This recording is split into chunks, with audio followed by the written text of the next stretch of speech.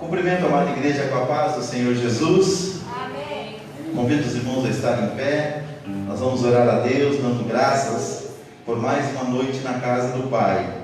Minha saudação também para os irmãos que estão nos seus lares e aqueles que estão nos acompanhando por esta live, aonde quer que você esteja.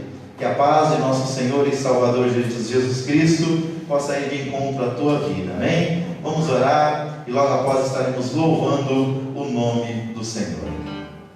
Querido Deus e Pai, nós te agradecemos, Senhor, por mais uma noite que o Senhor nos proporciona para estarmos reunidos, ó Deus, aqui na tua casa e na tua presença para adorar o teu santo nome. Somos gratos, ó Deus, por todas as bênçãos que temos recebido da parte do Senhor. E te pedimos nesta noite, meu Deus, venha mais uma vez falar conosco no louvor. Venha mais uma vez falar conosco através da tua palavra, meu Deus. Cumpra em nós o teu querer, cumpra em nós a tua vontade, Senhor. Nesta noite visita aqueles que estão nos acompanhando, meu Deus querido, por esta transmissão ao vivo. Que eles possam ser tocados pela tua palavra, possam ser inspirados pelo teu Espírito, ó Deus, a te servirem e a te adorarem cada vez melhor. Aqueles que ainda não te conhecem, meu Deus, que possam receber a tua salvação gloriosa e bendita. Assim nós oramos, ó Pai, com o coração cheio de gratidão. Vá de encontro, meu Deus, àqueles que estão enfermos. Eu oro nesta noite, meu Deus querido, juntando a minha fé, a família, meu Deus, da minha cunhada e do meu irmão, da minha cunhada Vânia e do meu irmão Daniel, que tem clamado pela sua mãe, Senhor querido, durante essas 2 semanas que têm sido tão difíceis durante a internação da irmã Conceição. Deus, dá saúde para a tua serva, não só para ela, meu Deus, mas para todos aqueles que estão, meu Deus, vitimados por esta enfermidade que é a Covid. Senhor, tenha misericórdia do teu povo. Tua palavra diz que se o seu povo, que se chama pelo seu nome, se humilhar e orar, se converter dos seus maus caminhos, meu Deus, o Senhor nos ouviria lá do céu, perdoaria os nossos pecados, sararia a nossa terra, e os seus ouvidos estariam atentos à oração deste lugar. É nisso que nós cremos, ó Pai. Por isso nós clamamos, não só pelo Brasil, mas por todo o mundo, Pai. Em nome de Jesus, ó Pai, traga, Senhor querido, para nós, não por merecimento, mas por graça e misericórdia, o fim dessa pandemia, Senhor, o fim deste mal, o fim dessa peste que tem assolado o planeta Terra, Deus, que já tem levado a óbitos milhares de vidas, Senhor. Nós cremos, Deus, no teu trabalhar, no mover e no agir do teu Espírito Santo. Por isso te pedimos e já te agradecemos, no nome de Jesus. Amém e amém. Vamos louvar o nome do Senhor.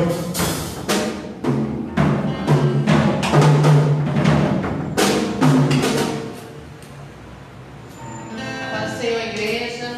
Amém. Paz do Senhor, nossos irmãos que estão em casa. Vamos louvar o Senhor esta noite, em agradecimento a Deus por tudo que Ele tem feito por nós. Amém? Vamos louvar o Senhor com o hino Vai Chover.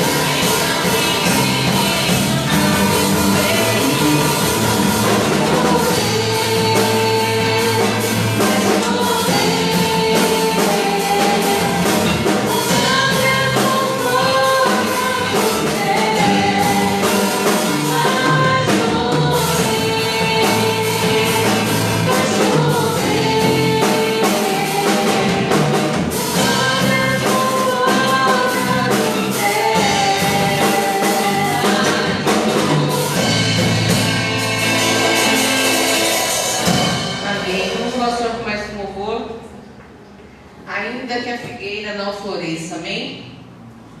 Todavia, nós nos alegraremos no Senhor.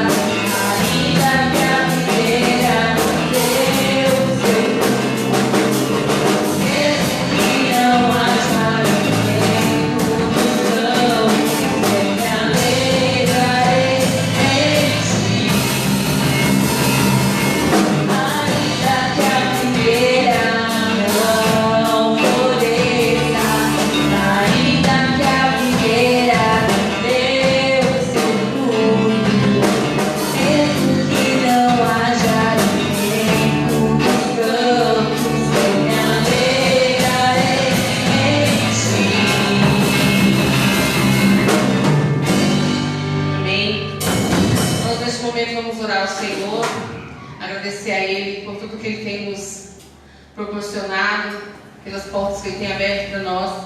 E nesse momento nós vamos agradecer a Deus por ter nos dado a oportunidade de ofertar a sua casa, amém? Deus maravilhoso, Deus amado, nesse instante nós nos colocamos na Tua presença, Senhor, para te agradecer, ó Deus, por tudo, Senhor, que o Senhor tem preparado para nós, pelas portas que o Senhor tem aberto, ó Deus, por tudo que o Senhor tem permitido chegar até nós, ó Pai, de rendas, ó Pai. Ó Senhor, muito obrigado, ó Deus, porque o Senhor não tem deixado faltar, o Senhor tem suprido a necessidade de cada um de nós, ó Deus. O Senhor tem sido um Deus bom e zeloso, Senhor. E que nós vemos, Senhor, ter um coração grato, generoso para com a Tua obra, Deus amado. Neste momento nós vamos contribuir, ó meu Deus querido, como forma de agradecimento ao Senhor por tudo que o Senhor tem nos dado. Ó meu Deus, eu continuo, Senhor, pedindo que o Senhor abençoe os Teus servos. Que essas portas, ó Deus, que Ele venha continuar abertas, ó Deus, com as ofertas dos Teus servos, ó Pai. E que outras almas venham ter a oportunidade, Senhor, de adentrar, Deus querido, destas portas, ouvir a tua palavra e serem transformados pelo teu evangelho. Todas essas coisas eu te peço, Senhor, já te agradeço. Em nome de Jesus Cristo. Amém. Vamos louvar o Senhor enquanto os irmãos ofertam. Amém.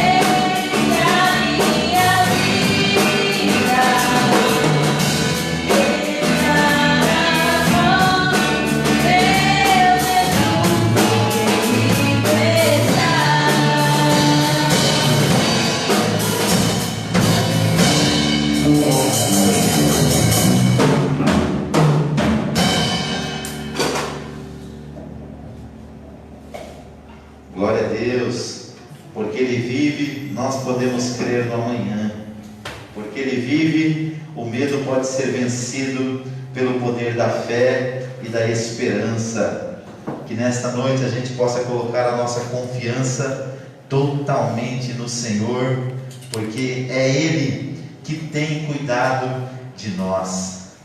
Eu acredito que todos nós que conhecemos a Cristo, nós podemos dizer que a vida que nós vivemos hoje, como disse o apóstolo Paulo, nós não vivemos mais por nós mesmos, mas nós vivemos pela fé no Filho de Deus, que nos amou e que se entregou por nós. E o que mais me deixa feliz é que, segundo a palavra de Deus, Ele morreu, mas ao terceiro dia Ele ressuscitou, e hoje Ele vive. Se Ele vive, nós podemos ter esperança no Senhor. Nós vamos hoje meditar na palavra de Deus, no livro de Esdras, no capítulo de número 2. Nós vamos ler do versículo 59 até o versículo 62. Depois leremos também o capítulo 4, versículo 2, 3. E depois o capítulo 6, do versículo 2 até o versículo 4.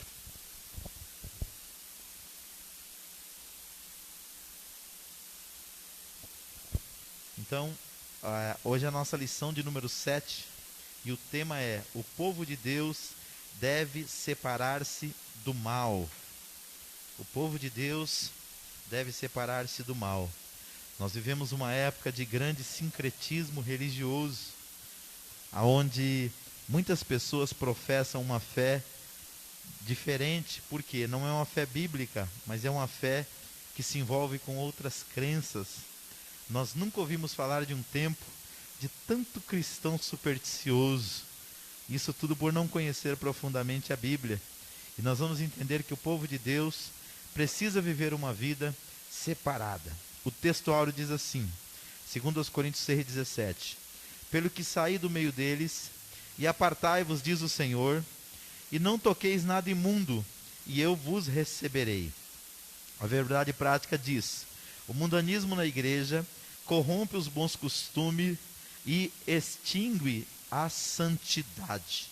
Então, nós estamos meditando no livro de Esdras e Neemias. A cada quarta-feira nós estudamos uma lição das 13 desse trimestre. E hoje nós vamos falar sobre esse tema: o povo de Deus deve separar-se do mal. Esdras capítulo 2, versículo 59 diz assim: também estes subiram de Tel-Melã e de Tel-Harsa, Querube, Adã e Imer, porém não puderam mostrar a casa de seus pais e sua linhagem, se de Israel eram.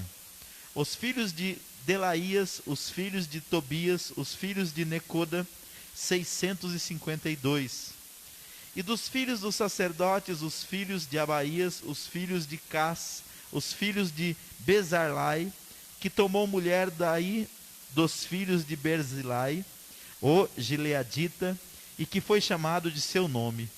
Estes buscaram o seu registro entre os que estavam registrados nas genealogias, mas não se acharam nelas, pelo que por imundos foram rejeitados do sacerdócio. Chegaram-se a Zorobabel e aos chefes dos pais, e disseram-lhes: deixai-nos edificar convosco, porque como vós buscaremos a vosso Deus, como também já lhe sacrificamos desde os dias de Esar-Adom, rei da Síria, que nos mandou vir para aqui. Porém Zorobabel e Jesua e os outros chefes dos pais de Israel lhes disseram: não convém que vós e nós edifiquemos casa a nosso Deus, mas nós sós a edificaremos ao Senhor, Deus de Israel, como nos ordenou o rei Ciro, rei da Pérsia. E em Aquimetã, no palácio que está na província da Média, se achou um rolo, e nele estava escrito um memorial que dizia assim: no ano 1º do rei Ciro, o rei Ciro deu esta ordem, com respeito à casa de Deus, e em Jerusalém, essa casa se edificará para lugar em que se ofereçam sacrifícios, e seus fundamentos serão firmes à sua altura, de 60 côvados, e a sua largura de 60 côvados, com 3 carreiras de grandes pedras, e uma carreira de madeira nova, e os despeso, e se fará na casa do rei, do rei, e uma carreira de madeira nova, e a despesa se fará na casa do rei. Vamos orar? Pai, nós te agradecemos pela tua palavra, que sempre tem trazido para nós uma instrução para a nossa vida, de forma, meu Deus querido, prática. E nesta noite eu tenho certeza que não será diferente. Usa os nossos lábios para transmitir a tua palavra para o teu povo, aqueles que estão aqui na igreja, e aqueles que nos acompanham por esta transmissão ao vivo, e aqueles que nos acompanharão também, Senhor querido, depois, através das redes sociais, através do YouTube. Senhor, manifesta o teu poder em cada coração, porque a tua palavra é viva e eficaz. Ó Espírito Santo de Deus, aplica a palavra do Senhor aos nossos corações, para que possamos viver segundo o teu querer e segundo a tua vontade. É o que nós te pedimos, Senhor, e já te agradecemos, no nome de Jesus. Amém. Queridos, nesta lição nós iremos estudar os preparativos que os judeus fizeram para pôr os alicerces da nova forma de vida que eles iniciaram em Jerusalém, depois dos anos no cativeiro em Babilônia. Ali eles viveram espalhados pelo vasto território daquele reino, e agora iriam viver uma vida comunitária, conforme os ritos da lei. Queridos, a gente vem estudando já há algumas semanas, na verdade há 7 semanas, sobre o retorno de Judá e Benjamim, que são as duas tribos remanescentes de Israel, lá do cativeiro na Babilônia. E o que nos chama a atenção é que a cada passo que eles davam na reconstrução da cidade, do templo ou das muralhas, eles tinham que lidar com alguns grandes desafios. E nesse momento aqui, nessa lição que nós vamos estudar hoje, eles tiveram que lidar com uma outra grande dificuldade. E o que nós vamos aprender aqui vai trazer para nós lições preciosas que aquelas pessoas viveram, mas que deve ser aplicada na nossa vida neste tempo. Então, a nação de Israel, ela se dividiu logo depois do reino de Salomão, no reinado do seu filho Roboão. Ela se dividiu em 2 reinos. Durante 120 anos a monarquia foi unida. Era as 12 tribos lideradas pelo mesmo rei. Primeiro foi Saul, depois foi Davi e em seguida foi Salomão, seu filho. Mas Salomão se desviou de Deus e na sua idolatria ele levou Israel a pecar, de tal maneira que Deus dividiu o seu reino. 10 tribos ele permitiu que fosse parar nas mãos do rei Jeroboão, e as outras 2 tribos, por misericórdia do seu pai Davi, ele deixou como uma luz acesa, para que aquelas 2 tribos andassem perante o Senhor, desse testemunho de quem era Deus, mas não se desviasse dele. Infelizmente, 100 anos depois das 10 tribos, infelizmente, ter ido para o cativeiro, as 2 tribos também passaram pelo mesmo processo. Por quê? Da linhagem de Roboão, vieram muitos reis que não temiam a Deus. E da linhagem de Jeroboão também. Então, as 10 tribos pecaram e foram parar no cativeiro. E as 2 tribos também praticaram a idolatria e também foram para o cativeiro. Mas para essas 2 tribos que foram, havia uma promessa. Que passados 70 anos, Deus os traria de volta. E é isso que nós temos estudado. Ou seja, Israel viveu uma grande crise. E o tema desse trimestre é esse, é como nós devemos lidar com as crises da vida. Como nós estamos vivendo nesse tempo chamado século 21, aonde nós estamos nos esforçando para continuar servindo a Deus, apesar das dificuldades. E aqui quando a nação voltou do cativeiro, essas 2 tribos, após os 70 anos, segundo a profecia de Jeremias, o que aconteceu? O povo voltou muito misturado. Havia uma orientação de Deus para que os descendentes das 12 tribos de Israel não se casassem com mulheres de terra estranha, e que as mulheres de Israel não fossem dadas como esposa para outros povos. Com qual objetivo Deus colocou esta norma para Israel? Para que eles não se associassem a pessoas que não tivessem o mesmo testemunho que Israel tinha. E eu fico vendo nos dias que nós estamos vivendo, nós temos um alerta de Deus também, através do ministério do apóstolo Paulo, dizendo para que os cristãos não se coloquem debaixo de um jugo desigual com aqueles que não conhecem o Evangelho. E a Bíblia chega a chamá-los de infiéis. E infelizmente, muitos homens e muitas mulheres nesse tempo têm tomado esta atitude e depois têm sofrido as consequências dela. E é sobre isso que nós vamos estudar hoje. O primeiro tópico aqui diz: somente os judeus retornariam a Judá. Para uma pessoa ser considerada apta para fazer parte do grupo que iria transferir-se para Jerusalém, exigia-se que desse prova da sua linhagem, que provasse ser realmente de Israel. Na primeira triagem foram excluídas 652 pessoas.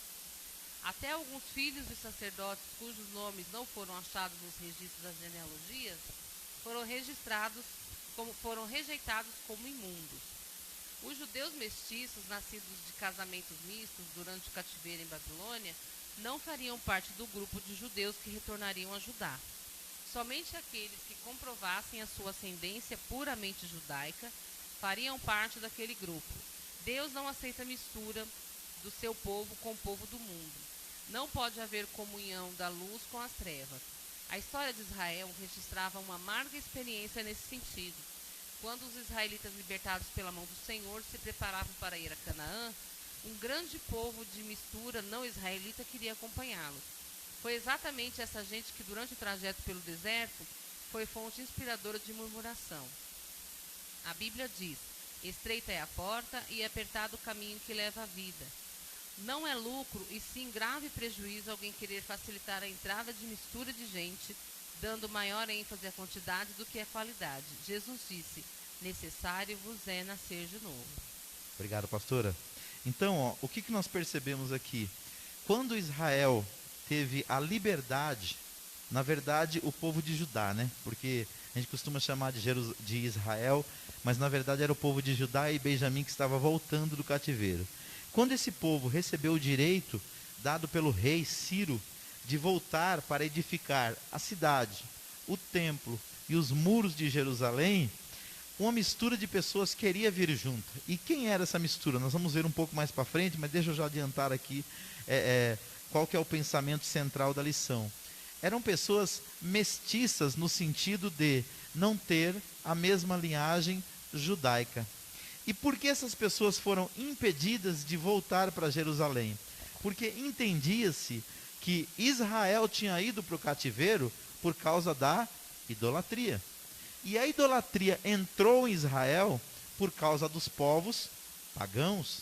Então, se aquelas pessoas voltassem para Israel, os costumes, os hábitos, as doutrinas, os pensamentos, as filosofias e ideologias que eles tinham, eles trariam junto com eles. E aqui o comentarista, pastor Eurico Bergstein, ele fala muito bem que Israel já tinha tido uma amarga experiência com isso há muitos anos atrás, quando ele foi entrar na terra prometida. O que aconteceu ali?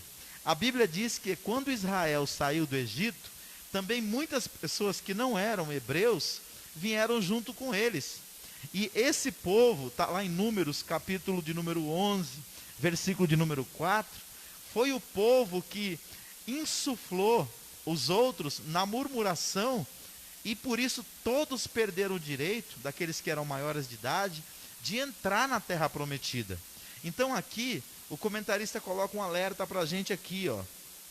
A Bíblia diz: estreita é a porta e apertado o caminho que leva à vida. Ele cita as palavras de Jesus em Mateus 7,14.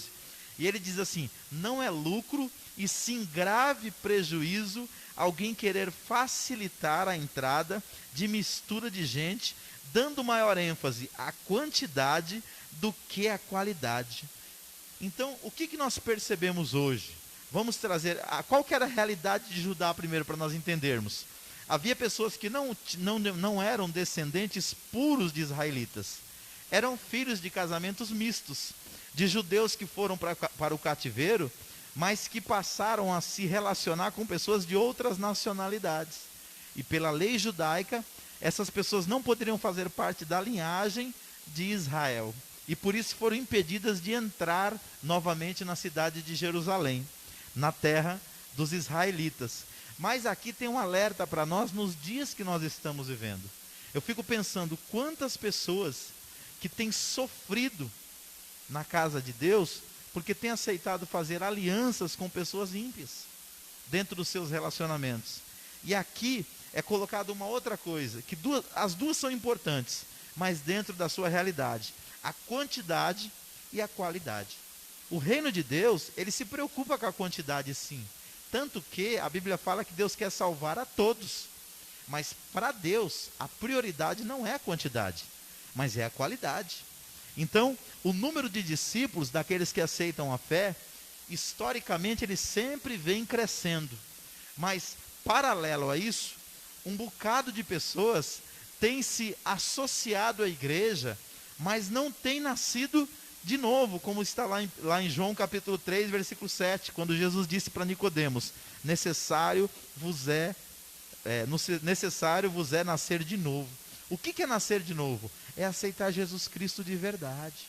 É renunciar à vida pregressa para viver uma nova vida com Deus. E isso muitas vezes é uma tarefa difícil.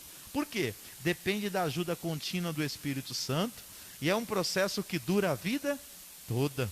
Então, aqui já fica o alerta para nós, para a gente tomar muito cuidado, porque Jesus disse assim, ó, pelo fruto conhecereis a árvore. Então, uma árvore boa, ela não pode produzir fruto ruim. E uma árvore ruim, ela não pode produzir bons frutos. Então, o alerta para nós aqui, é para nós como cristãos, nos preocuparmos, é para a gente não se preocupar com o crescimento da obra de Deus. Não, não é isso. O próprio Jesus mandou a gente ir por todo mundo e fazer discípulos. Mas precisa ser discípulos de verdade. Precisa ser pessoas que realmente se arrependeram, que abandonaram o mundo para servir a Cristo. Então o grande dilema das igrejas hoje é que no afã de crescer, muitas das vezes eles abrem mão dos valores do Evangelho, dos valores do reino de Deus. E aí a igreja muitas das vezes ela até cresce numericamente, mas na sua qualidade espiritual ela é fraca, ela é rasa. Segundo as últimas estatísticas do IBGE, nós estamos caminhando para 50 milhões de evangélicos no Brasil. Agora, por que será que os índices de criminalidade não diminuem? Por que será que muitas vezes não há mudança considerável no moral ou na moral da sociedade? É porque muitas pessoas estão trocando de religião, abandonando uma antiga crença, abraçando uma crença nova, mas não nasceram de novo.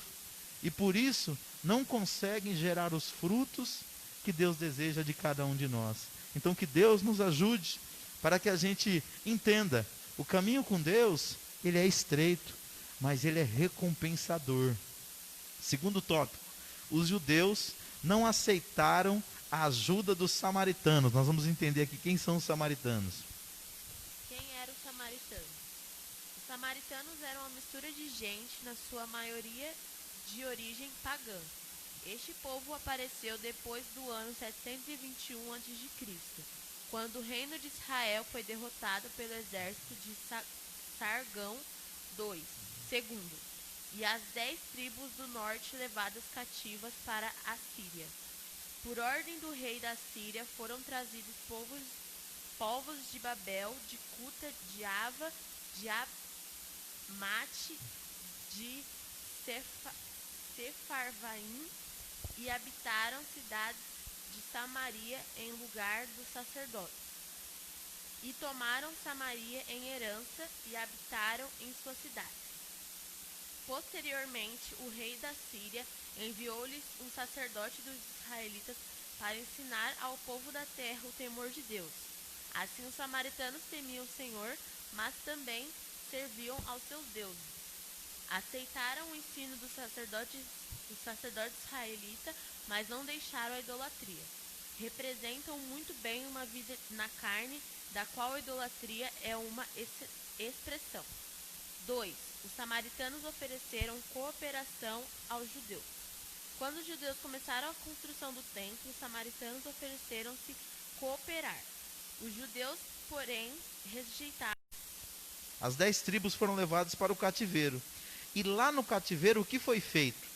O rei, que na época era o rei Sargão II, o rei da Síria, ele ordenou que pessoas fossem trazidas de diversos povos, da terra de Babel, da terra de Cuta, da terra de Ava, da terra de Amate, da terra de Sefarvaim, e essas pessoas foram trazidas para habitar na cidade de Samaria. E o que acontecia em Samaria? Samaria, quando o reino se dividiu, Jerusalém se tornou a capital religiosa das 2 tribos, Judá e Benjamim. E Samaria se tornou a capital religiosa das outras 10 tribos.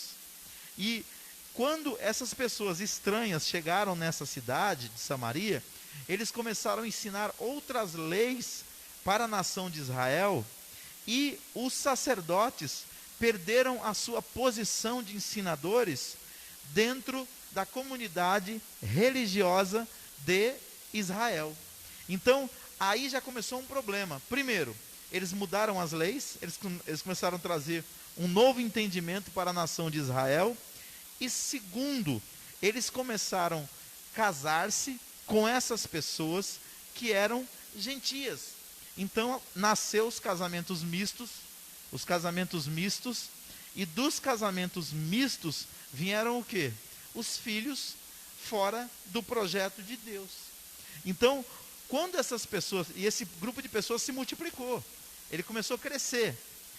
Quando as duas tribos voltaram do cativeiro e começaram a reconstruir a cidade de Jerusalém, essas pessoas, eles começaram a se aproximar para tentar ajudar. Mas qual era o grande problema deles? Eles ainda, apesar de aceitar o ensino dos sacerdotes israelitas, eles não abandonaram a idolatria. Então, os samaritanos, irmãos, dentro aqui do contexto, ele é um tipo daquela pessoa que aceitou a fé, ele até veio para a igreja evangélica, ele até crê nas doutrinas que os evangélicos ensinam, mas ele não abandonou os antigos costumes. Ou seja, enquanto ele está aqui no culto, enquanto ele está aqui na reunião, ele canta que nem um cristão. Se for dada a oportunidade, ele dá saudação que nem cristão. Ele dá um glória a Deus, um aleluia que nem o cristão. Mas quando ele sai da porta para fora, aqui dentro, se você perguntar para ele, de repente ele até recita versículo bíblico. Mas quando ele sai da porta para fora, ele não tem o compromisso com Deus que o verdadeiro cristão tem. Então, é aqui que era o problema. O que os israelitas, os judeus entenderam? Eles falaram, olha, nós já fomos para o cativeiro, punidos por Deus, castigados por Deus por causa da nossa idolatria e da nossa desobediência. Agora nós estamos lançando os fundamentos de um novo tempo para a nação de Israel. É como se Deus estivesse dizendo assim para Israel, eu estou dando para vocês uma nova oportunidade. E numa nova oportunidade, o que a gente tem que fazer? Tem que fazer as coisas certas, de maneira diferente. Então, se eles aceitassem se associar com os samaritanos, eles voltariam para a idolatria provavelmente, porque esse povo era um povo idólatra, e voltaria a cometer os mesmos erros que eles cometeram no passado. Então, fica para nós um grande alerta. A Bíblia fala que não há um justo sequer que só faça o bem e que nunca peque.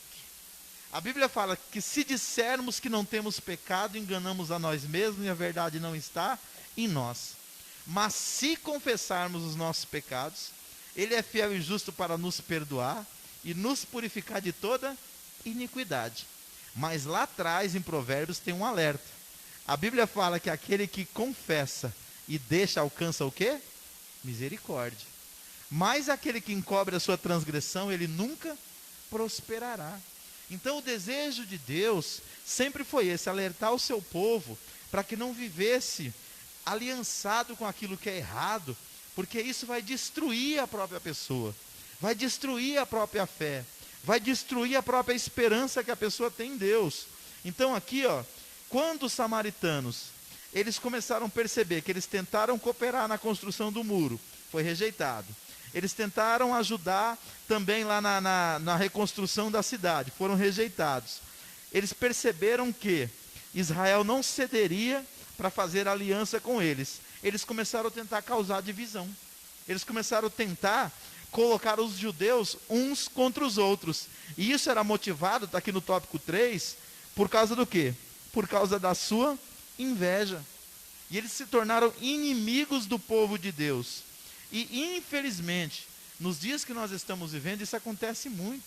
A gente que está na liderança do trabalho, você está sempre tentando ensinar a palavra de Deus, mostrar o caminho, falar da graça de Deus, mas sem ignorar que Deus também chama as pessoas para uma vida de santidade.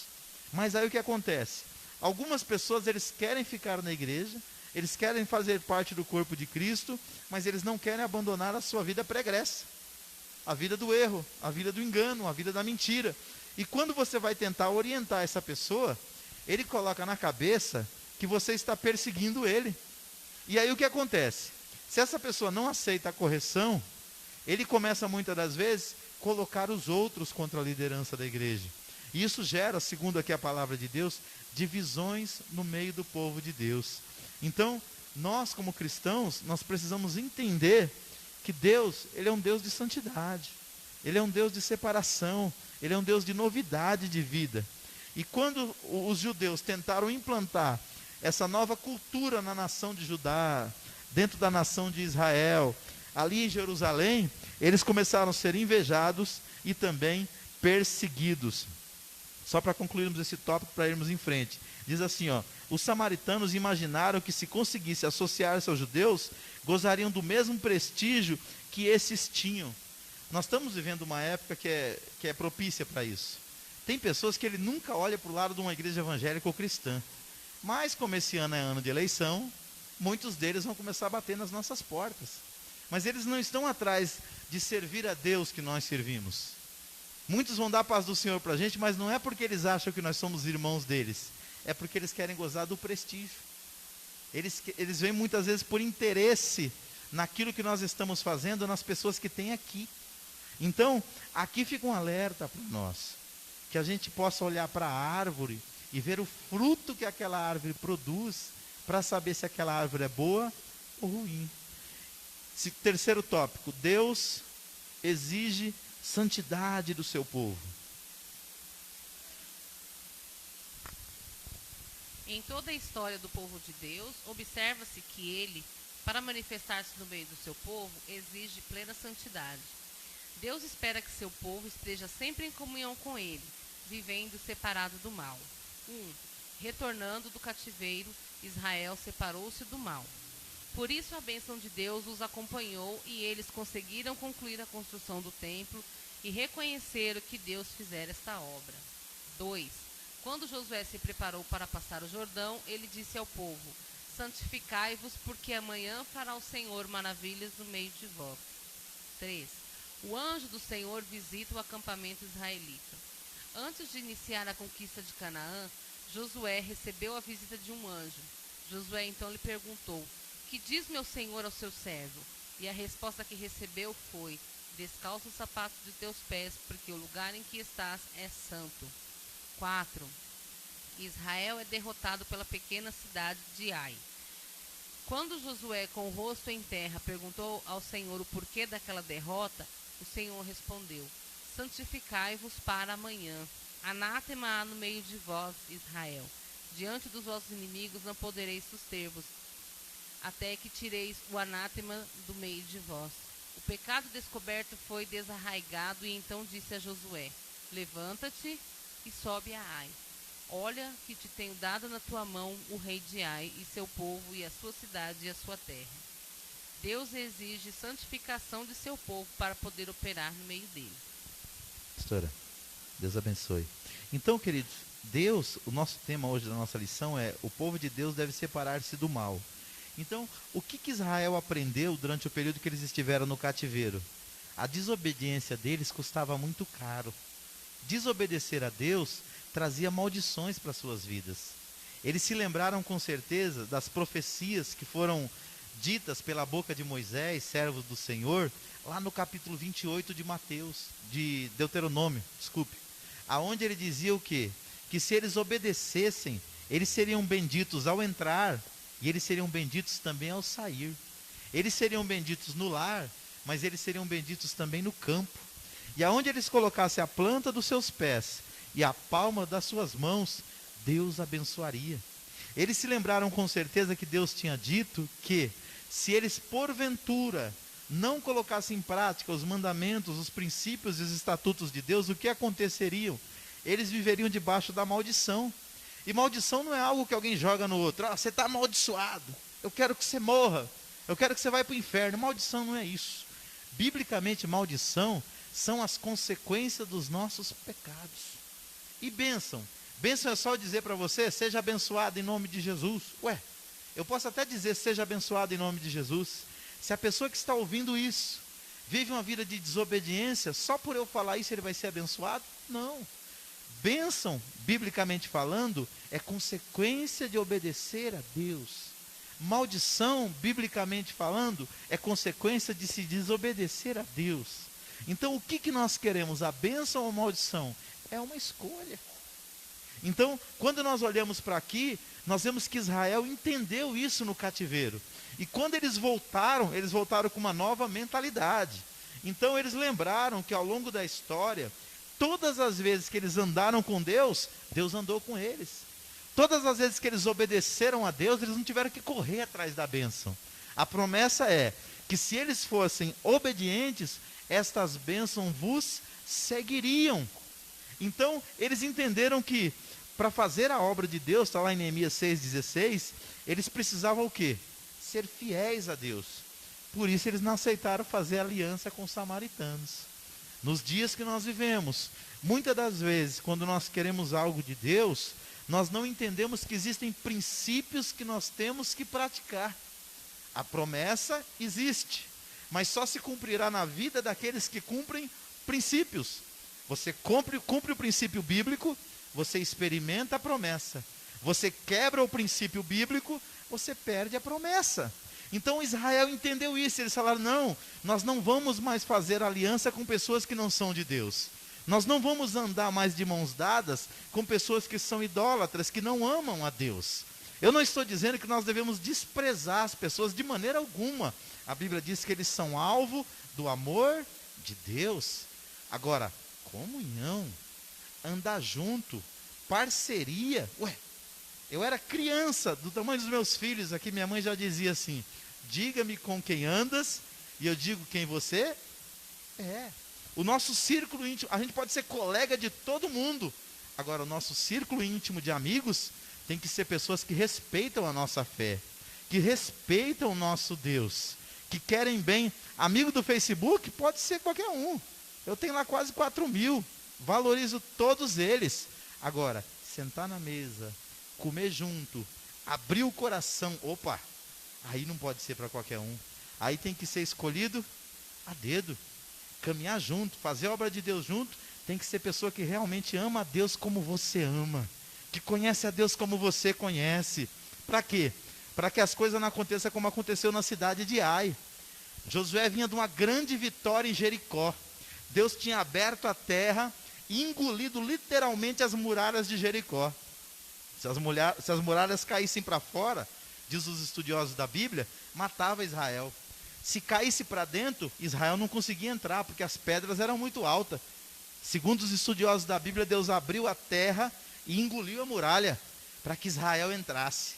Aí o que o povo fez? O povo se inchou. O próprio líder, que era Josué, porque a gente é assim, quando a gente está tendo muita vitória de Deus, a gente não tomar cuidado, a gente perde a conexão com o céu. E a gente começa a achar que a vitória que Deus está dando não é a graça dele, é o nosso braço. E a Bíblia diz, maldito o homem que confia no homem e faz do seu braço a sua segurança e a sua força. Aí o que diz a palavra de Deus?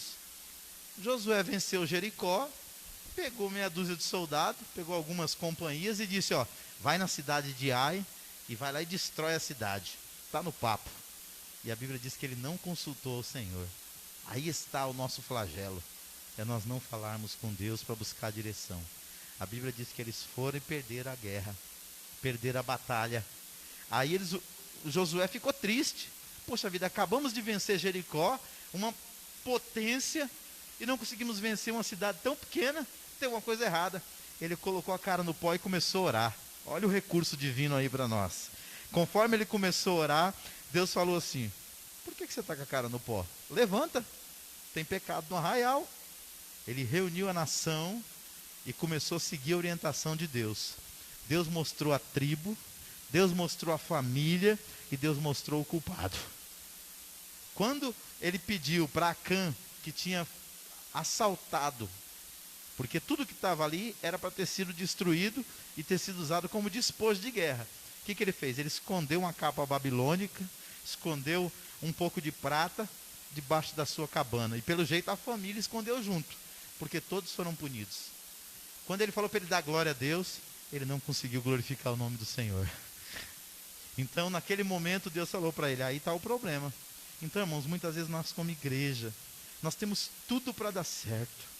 Por quê? Deus está do nosso lado, o Espírito Santo está do nosso lado, a semente que nós temos o Evangelho, ou seja, tudo está do nosso lado, mas alguma coisa muitas vezes no nosso meio, na nossa vida, no nosso ministério, está impedindo o agir de Deus. Aí é época da gente colocar a nossa cara no pó e dizer: Deus, o que eu devo fazer? E aí Deus vai dar a direção para nós. Glória a Deus. E diz a palavra de Deus que quando Deus mostrou aquilo ali, ele refez a estratégia. Agora, com a direção de Deus, enviou os seus soldados para a cidade de Ai, e aí sim eles venceram a peleja. Então o povo de Israel sabia que ao longo da história, para vencer o inimigo, precisava estar em comunhão com Deus. Aqui diz assim, ó: o pecado descoberto foi desarraigado. Então disse a Josué: levanta-te sobre Ai, olha que tenho dado na sua mão o rei de Ai, o seu povo e sua cidade e a sua terra. Deus exige santidade de seu povo para poder operar no meio dele. Lá atrás, Deus tinha dito assim, ó, para Josué, Deus tinha dito assim, ó: santifica o povo hoje, porque amanhã farei maravilhas no meio de vós. E assim é Deus. Você cumpre o princípio hoje e amanhã você vê a bênção de Deus sobre a sua casa, sobre a sua família, sobre o seu ministério, sobre a sua vida. Vamos concluir aqui o quarto ponto. Devemos manter uma vida de separação do mal. 1. Os judeus mantiveram-se separados dos samaritanos. Se os judeus tivessem aberto a porta para uma união com os samaritanos, estes provavelmente ter-se-iam mostrado afáveis e pacíficos no início, mas teriam perturbado a união que havia entre os judeus. Teriam participado do culto dos judeus e afastado a presença do Senhor, uma vez que Deus não se une à idolatria. Vale a pena manter a separação com o mundo. 2. A Bíblia mostra exemplos de servos de Deus que duvidaram se valia a pena manter a linha de separação do mal. O salmista Asaf escreveu no Salmo 73: na verdade que em vão tenho purificado meu coração e lavado as minhas mãos na inocência. Ficou profundamente perturbado, mas Deus o ajudou a encontrar resposta. Até que entrei no santuário de Deus. Então entendi o fim deles. O salmista ficou tranquilo. Todavia estou de contínuo contigo. Tu me segurastes pela minha mão direita. Guiar-me-ás com teu conselho e depois me receberás com glória. Asaf entendeu que valia a pena servir ao Senhor. B.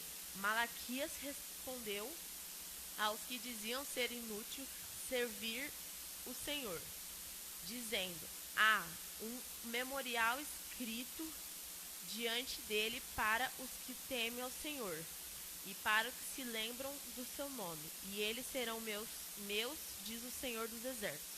Naquele dia que farei serão para mim particular tesouro. Poupá-los-ei como um homem poupa o seu filho que serve. Vale a pena servir ao Senhor. 3. Devemos viver conforme a vontade do Senhor, para que no tempo que vos resta na carne não vivais, mas segundo as concupiscências dos homens, mas segundo a vontade de Deus. Qual seria então a vontade de Deus para conosco? A Bíblia diz: esta é a vontade de Deus, a vossa santificação. Já observamos que a sacrificação significa uma vida, santificação significa uma vida que se abstém das coisas que não agradam a Deus, conforme a palavra. Apartai-vos, diz o Senhor, e não toqueis nada imundo, e aperfeiçoando a vossa santificação no temor de Deus. Devemos sempre muito desejar se-lhe agradáveis, andando dignamente diante do Senhor, agradando-lhe em tudo, guardando seus mandamentos e fazendo o que é agradável à sua vista. 4. Bênçãos acompanham os que vivem conforme a vontade de Deus. Deus garante aos que assim vivem plena vitória contra os ataques do diabo. O crescimento espiritual deles está garantido. O Espírito Santo tem plena liberdade para atuar em suas vidas e eles tornam-se preparados para serem usados por Deus em sua obra. E acima de tudo, aqueles que vivem segundo a vontade de Deus estão preparados para o arrebatamento. Aleluia, vale a pena viver a vontade de Deus. Obrigado, Isa. Então aqui, queridos, fechando a nossa ministração de hoje, devemos manter uma vida de separação do mal. Então os judeus, eles mantiveram-se separados dos samaritanos, porque o que eles entendiam? Deus não se une à idolatria, vale a pena manter a separação com o mundo.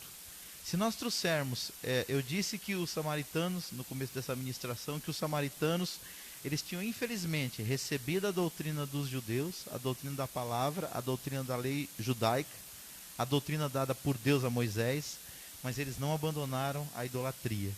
De manhã, muitas vezes, eles estavam no templo e à tarde eles estavam no altar dos seus deuses. Então hoje, muitas vezes, não é diferente. E eu estava meditando, quando eu estava preparando essa lição essa tarde, que 7 tipos de idolatria que tem tomado o coração das pessoas cristãs. Eu não estou falando de gente fora do redil, não, estou falando de gente de dentro do redil. Tem muita gente idolatrando o pastor. Ou seja, a pessoa olha para o pastor e o que o pastor fala é lei. O que o pastor fala é como se fosse Deus falando na terra. Paulo disse assim, examina tudo e retém o que for bom. Por que eu estou dizendo isso? Não é que nós não devemos obedecer os nossos líderes, mas nós temos que entender que os nossos líderes são seres humanos. E às vezes eles erram. Tem pessoas que idolatram pastores que estão nas redes sociais. A pessoa nem conhece esse pastor do dia a dia. O que ele faz? Porque o pastor dele convive com ele diariamente, ele o despreza. E ele começa a valorizar muito mais a opinião de uma pessoa que nem conhece. E você só conhece uma pessoa quando você come 1 quilo de sal com ela. Por quê? Porque você está próximo, leva tempo. Então assim, a pessoa começa a dar orientações no YouTube, começa a dar orientações no Facebook, e eu não estou falando que não são ferramentas boas, são ferramentas boas sim, mas não para nós fazermos do que eles dizem uma lei na nossa vida. Eu já vi crente brigando, irmãos, contra outro cristão, por causa do que pastor A, pastor B ou pastor C falou no rádio, falou na televisão, ou falou nas redes sociais. Gente que a pessoa nem conhece. Tudo por quê? Por causa de uma idolatria da pessoa. Mas não se idolatra hoje só o pastor, não. Tem muita gente idolatrando o cantor. Para ele é Deus no céu e o cantor também. Terceiro, tem gente que idolatra a igreja. Se você é da minha igreja, nós estamos em comunhão. Se você mudar de ministério, não me salda mais não. Porque eu aprendi que o certo de dar paz é assim. Oxe, bobagem, gente. Vamos parar com isso. Igreja, a igreja de Jesus é uma só, dividida em várias congregações na terra. É um povo seu, especial, zeloso e de boas obras. Quem entrar nessas características faz parte da igreja, independente da denominação. Outra idolatria que se idolatra muito hoje é a posição. Não, você não pode falar isso comigo porque eu sou tal pessoa. É outra bobagem. As posições que nós temos diante de Deus são funções que Deus nos dá para nós servirmos ao povo. Nós não somos melhores do que ninguém. Temos sim, diante de Deus, mais responsabilidade. Mas o papel de um líder é servir. Nós estamos aqui para servir as pessoas. Então, Jesus disse assim, aquele que quiser ser maior entre vós, que se torne servo de todos. O que Jesus fez? Ele inverteu o paradigma. Os homens da sua época, como hoje, eles brigam para subir. Jesus falou, se vocês querem ser grande mesmo diante de Deus, briga para descer. Ou seja, inverta os papéis. Outra coisa também que está sendo muito idolatrada hoje, são os bens materiais. Seja ele dinheiro, seja ele casa, seja ele um apartamento. Ou seja, os bens materiais às vezes são colocados acima das pessoas. Eu tenho aprendido que nós devemos amar as pessoas e usar as coisas, e não o contrário. As pessoas não existem para ser usadas, elas existem para ser amadas. As coisas sim devem ser usadas para o bem da gente, para o bem do próximo. E por último, irmãos, muitas pessoas não gostam disso, mas tem gente que está idolatrando a família, está colocando a família até na frente de Deus. Ou seja, se Deus quiser que ela faça algo, mas a família não quiser, ele não faz. Jesus disse, eu não estou falando para desprezar, pelo contrário, eu sou uma das pessoas que mais ensina sobre o valor da família. Mas Jesus disse, se nós não estivermos dispostos a abrir mão da família para servir a Deus, a Bíblia fala que nós não somos aptos do reino. Abrir mão da família não é desprezá-la, é abrir mão de opiniões que podem nos tirar do reino. O que acontece? Tem pessoas que aceitam Jesus, aí a família vai contra. O pastor Edecaso Takayama é uma pessoa que tem um testemunho assim. Ele disse que ele aceitou Jesus, no dia que ele aceitou Jesus, o pai dele falou: a partir de hoje você não faz mais parte dessa família. Por quê? Era um pai oriental, de uma cultura oriental, e desprezava o cristianismo. Sabe o que ele fez? Ele falou: pai, o senhor vai... a escolha é sua, eu sou seu filho, eu te amo. Não, você não é mais meu filho. Se você quiser ser um cristão, você vai embora de casa. O que ele fez? Ele ia abrir mão de Jesus? Muitos abririam. Ele não abriu mão de Jesus. Ele continuou com Cristo. E foi embora, teve que ir embora de casa. Passou anos longe de casa, sem poder falar com o pai. Só conversava com a mãe. Um dia, orou muito a Deus e sentiu o desejo de voltar em casa para tentar uma reconciliação com seu pai. Quando ele chegou na porta de casa, o pai dele recebeu ele chorando e disse para ele: Edecaso, quando você foi embora, eu pensei, o que esse menino encontrou que é tão poderoso e é tão bom para ele abandonar a cultura da família, para ele abandonar a sua família, para ele deixar de ser meu filho, deixar as minhas riquezas, deixar as minhas heranças. O que esse menino descobriu? E ele foi frequentar uma igreja cristã, uma igreja evangélica, e lá o pai dele também aceitou Jesus. Então, irmãos, nós não podemos colocar nada e nem ninguém no lugar que é de Jesus. Jesus é o centro da nossa atenção. Qualquer coisa ou qualquer pessoa que te colocar no checkmate, ou Jesus ou eu, opa, fique com Jesus. Família é uma bênção, irmãos, mas quando a família dá também para começar a tentar afastar a gente de Cristo, é uma coisa terrível. Então vigia, não vai desprezar a sua família, não vai sair dizendo por aí que o pastor Davi despreza a família, não é isso. Mas se a sua família está tentando te separar de Cristo, fique com Cristo. Amém? E eu fecho aqui a nossa lição com aqui a última parte do nosso último tópico, que diz assim: bênçãos acompanham os que vivem conforme a vontade de Deus. Quando Israel priorizou o relacionamento com Deus, sabe o que aconteceu? As coisas começaram a acontecer. Eles reconstruíram os muros, eles reconstruíram o templo, eles reconstruíram a cidade.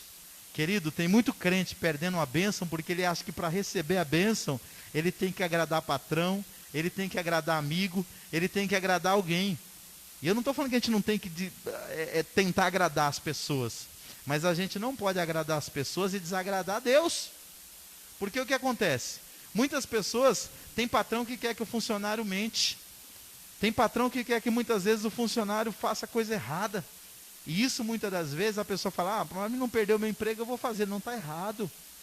Você tem que pensar, eu tenho que pensar, cada um de nós tem que pensar que do Senhor é a terra e a sua plenitude. Deus precisa ser a nossa prioridade. Somos falhos, somos imperfeitos, mas nós temos um Pai muito bom e que exige integridade de cada um dos seus filhos. Amém? Vamos orar?